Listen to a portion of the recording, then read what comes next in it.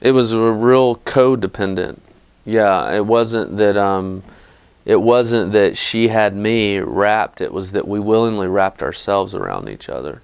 We, had the same schedule. She and I, at literally all the same classes.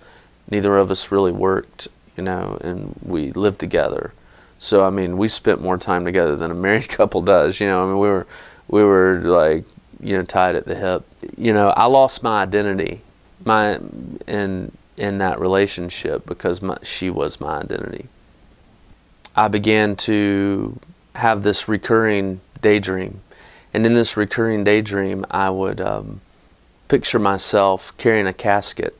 I couldn't see anybody else that was carrying the casket. It was like I was on the front corner of the casket as one of the pallbearers, and I didn't really know who was in the casket, just that it was somebody that I deeply loved, and maybe an immediate family member or very close friend.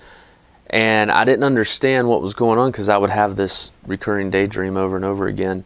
I was becoming more and more depressed, and I had gone to a Christian university which required me to take some Bible classes. And so I was going into a lecture one day on the book of Deuteronomy, and I was kind of at my wit's end. I went to the back of the class, I sat down at the table, sort of pulled my hat down. The lecture that day was a guest lecture. He was talking about a paper he had written, and the idea was that the major theme of Deuteronomy was the fire of God.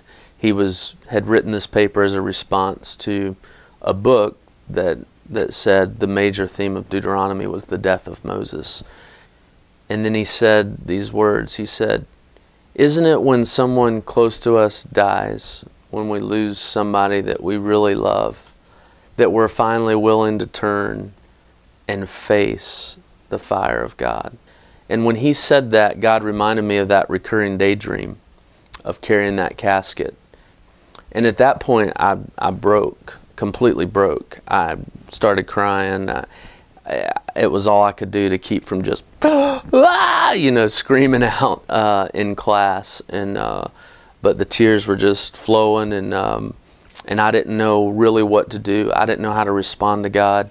I'd never felt the presence of God until that day, and I'd never heard the voice of God until that day. I knew there was things I was doing that weren't right, but I didn't want to just assume that God's instruction for me, or the next step for me, would be to walk away from those things, especially when it came to certain relationships.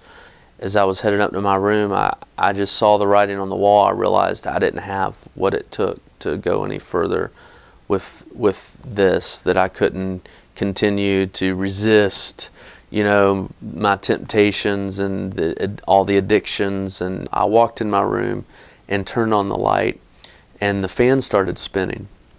I had a big study Bible over on my bed, and maybe it was just the natural wind, but I knew immediately when I saw it that there was something supernatural happening.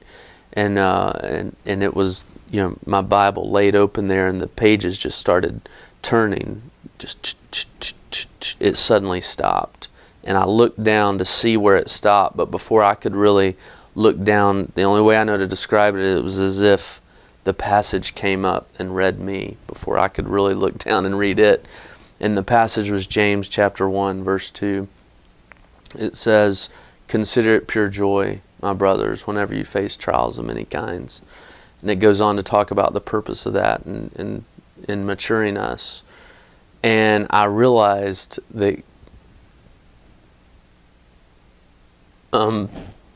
God was saying that all of these things that I couldn't do, and that were more than I could overcome, that there was purpose in them, that He was using them. He was using them to get me to a certain place. When I see other codependent relationships, they feel like if they give up on this person, then that's it. Nobody else will ever help pull them back in. You know, I'm the door through which they might get saved.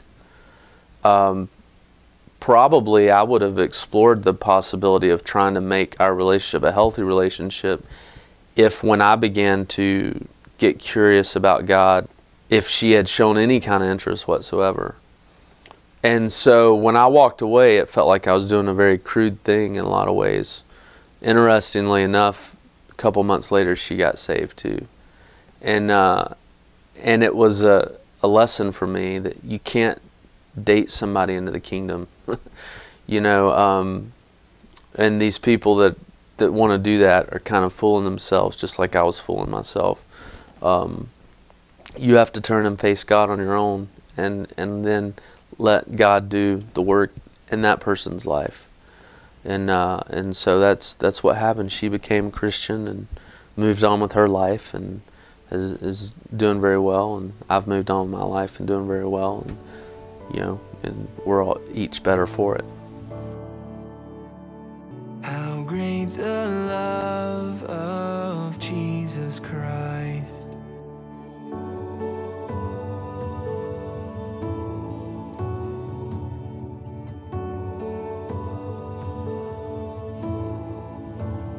On the cross of Calvary, the blood was shed that pardons me. No longer bear